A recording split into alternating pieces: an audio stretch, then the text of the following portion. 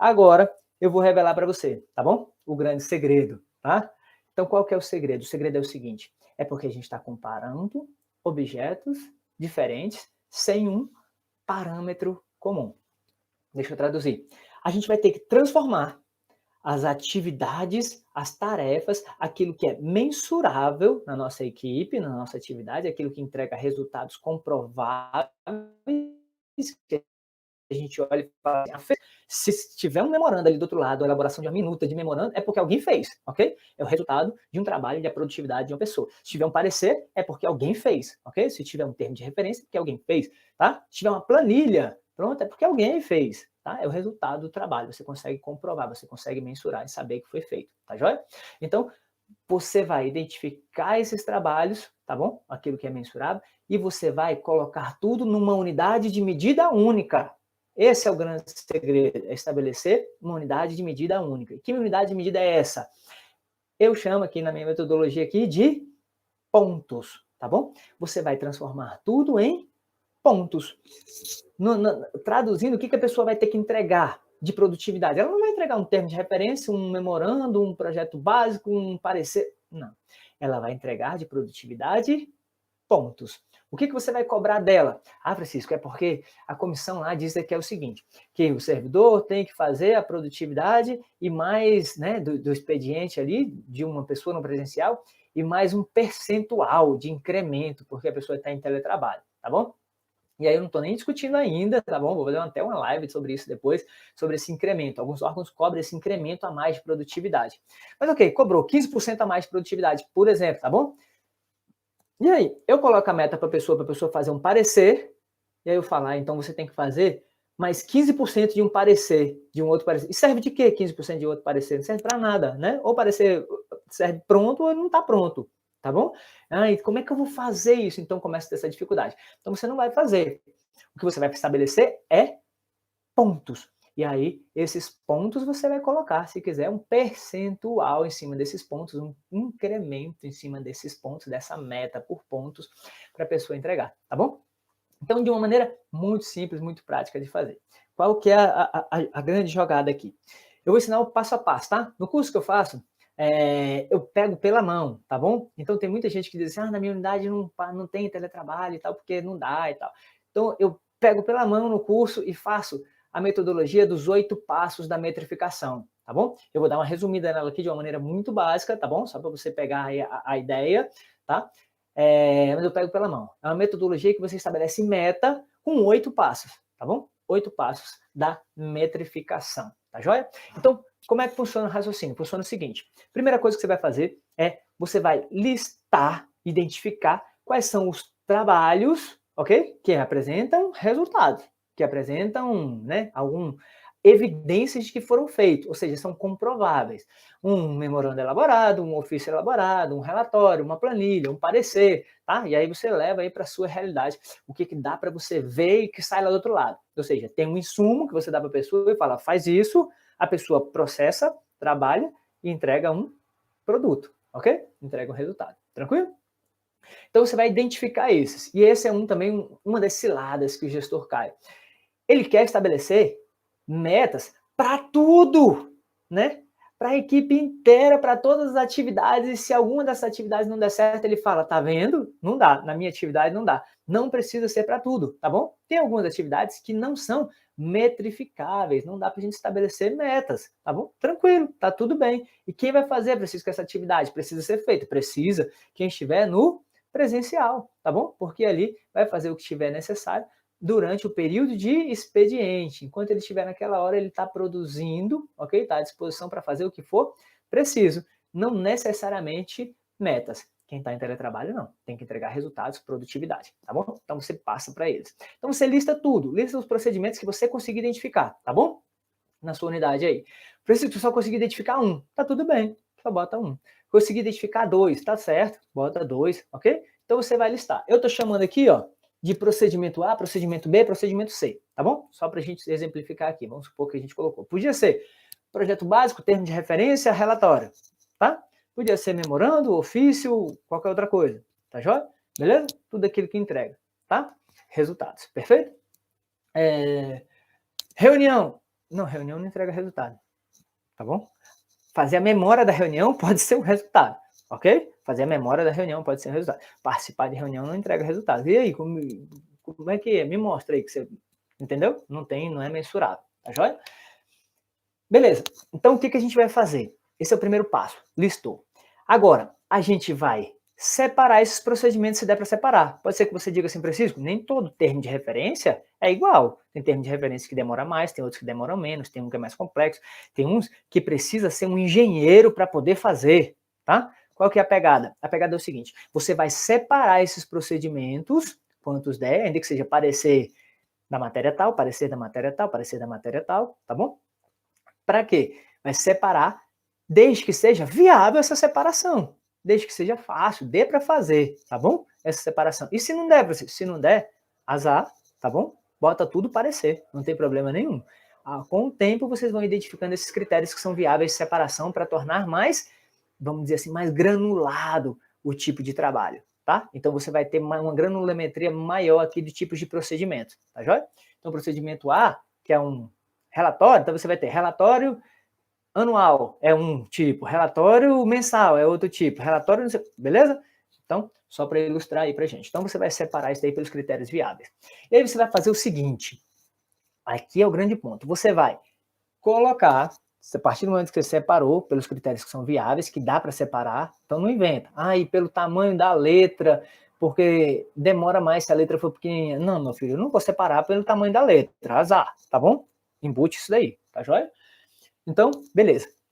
Aí chegou aqui, você vai fazer o seguinte, você vai simular como se a pessoa estivesse fazendo exclusivamente esse tipo de procedimento durante um período de expediente, tá? Então vai fazer exclusivamente procedimento A, vai fazer exclusivamente relatório, ou seja, quando a pessoa está no presencial, o mal é o quê? É quando a gente tenta, você vai fazer no teletrabalho o que você faz no presencial, mas no presencial a pessoa faz 3 relatórios, tá bom? Mas por que ela faz 3 relatórios? Porque ela atende telefone, ela atende o chamado do amigo ali, ela fica tirando dúvida do outro ali, que é sem noção, fica o tempo todo perguntando, participa de reunião porque o chefe manda, ele é aquela pessoa que o chefe olha e fala assim, faz isso para mim, então faz 1 milhão de coisas, né? 1 milhão de outras coisas, tudo que aparecer.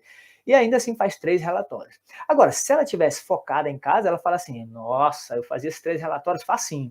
Mas, meu filho, você não vai fazer só os 3 relatórios. Ou seja, você não vai fazer no teletrabalho o que você faz no presencial. Não é isso. Você vai fazer no teletrabalho a sua capacidade produtiva durante um período de expediente, tá? Que período de expediente é esse? Vamos supor que é o dia, tá bom? Vamos supor que dá para fazer os relatórios durante um dia, tá? Então você estabelece o expediente como um dia e fala assim, se você fizesse só relatório, não atendesse telefone, não fizesse, ok? De uma maneira saudável, por exemplo, pode ir no banheiro? Pode. Tá? Posso beber água? Pode. Tá? De uma maneira saudável, ok? Trabalhando saudavelmente. Quanto é que você faria se você fizesse só isso? Sem ninguém te perturbando, sem ninguém falando com você, sem ninguém tirando dúvidas, sem atender telefone, sem participar de reunião, sem nenhuma outra demanda, tá? Fazendo só isso, quanto você faria? E aí o gestor vai estabelecer quanto seria isso daqui, tá? Então ele vai dizer assim, olha, vamos supor que dava para você fazer 10 do procedimento A. E esse procedimento A aqui é seu, tá? Você vê aí o que é seu procedimento A. E aí você fala assim, tá bom, e se fosse do procedimento B, quanto dava para... não, esse daí demora mais. Olha o que eu falei, esse demora mais. Então a pessoa consegue fazer 5, tá bom? Francisco, mas é meio que um número aí jogado.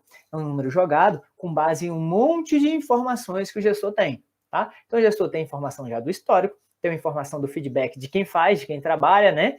Tem informação, se quiser fazer um teste, fazer uma simulação, então ele se subsidia de um monte de informações para chegar a esse número, tá? E até variação da equipe, dizendo assim, ó, se fosse o servidor, se fosse o Kleber fazia 12, né?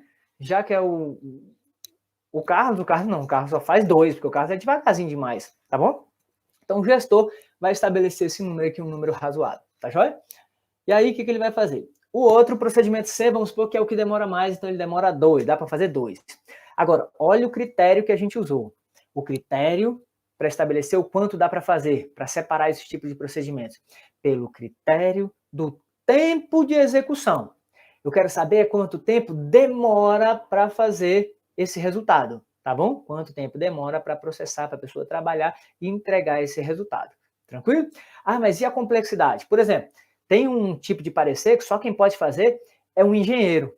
Tá bom, mas só que esse engenheiro demora 10 minutos para fazer esse relatório.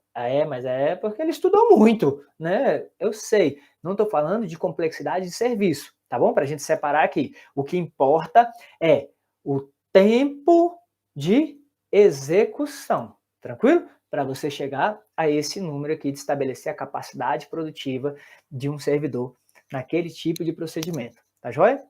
Então, tempo de execução. Dá para fazer 10, dá para fazer 5 do B, dá para fazer 2 do C, ok? Beleza. A partir disso, o que você vai fazer? Estabeleceu, tá? Ainda que tenha aquela dúvida, assim, 5, vai ter uma bucha ali, vem, não tem problema, ok? Bola para frente, tá? Vamos seguir. Então, coloquei.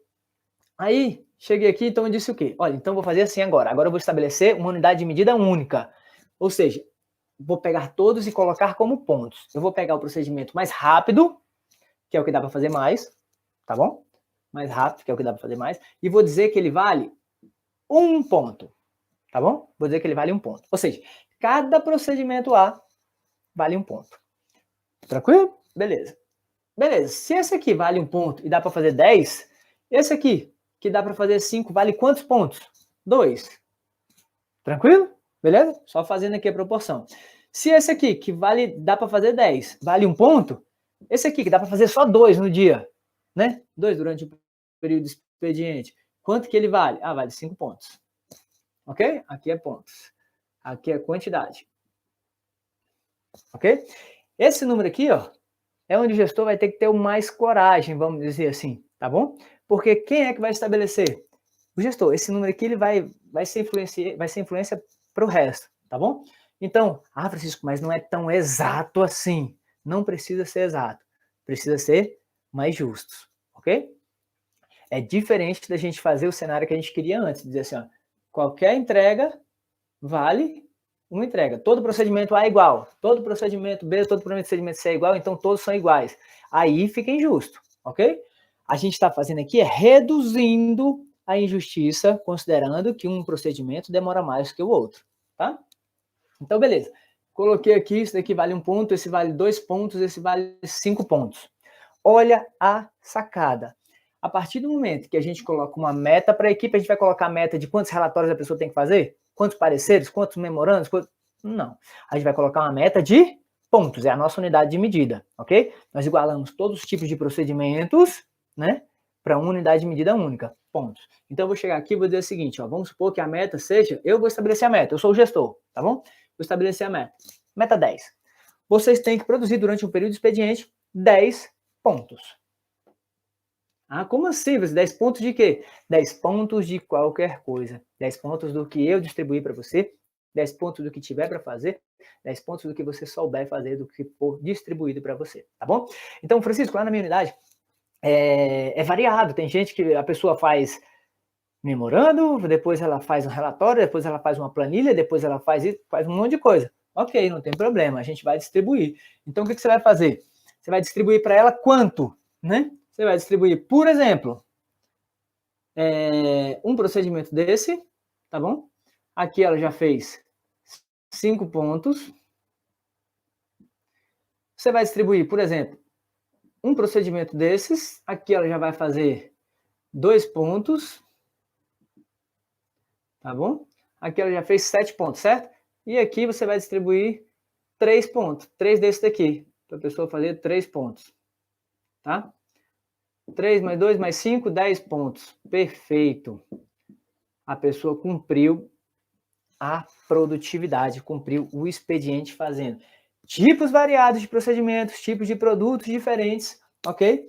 E atingiu a meta dela, tá bom? Francisco, como é que eu uso um incremento de produtividade? Eu quero cobrar de teletrabalho 20% a mais, tá bom? De quem está em teletrabalho tem que entregar 20% a mais.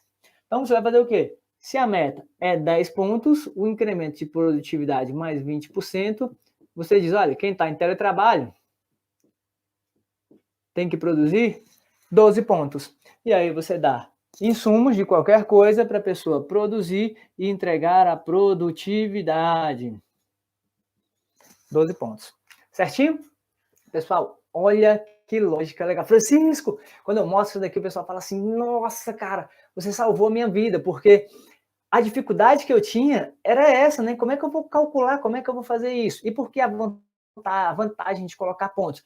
Pontos são números, são calculáveis, são mensuráveis, são fáceis de gerar relatórios, são fáceis de você ver se a pessoa cumpriu ou se não cumpriu, tá bom? Então a pessoa chegou lá em teletrabalho, está fazendo lá a produtividade dela, foi distribuído isso aqui para ela fazer, ok? Durante o dia, e aí ela só conseguiu fazer um procedimento desse. Ou seja, você sabe, ela entregou 8 pontos, ficou devendo a produtividade. É como se no presencial a pessoa tivesse saído mais cedo. Percebe? Ela não cumpriu o expediente dela todo. Olha que fácil. Percebeu? Ah, Francisco, mas lá no presencial a gente tem banco de horas.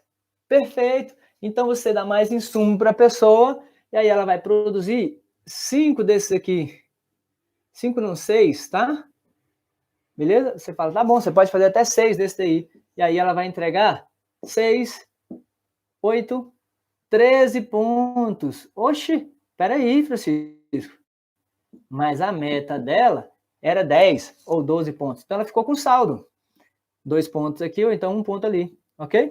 Ficou com saldo positivo. Amanhã ela pode ficar devendo 2 pontos? Pode. E aí você abate, você vai fazendo essa brincadeira de jogo de controle de pontos ali, controle de produtividade e banco de pontos desse banco de horas, tá bom? Então a gente tem sempre que tentar fazer esse paralelo entre o presencial e o teletrabalho. Facinho?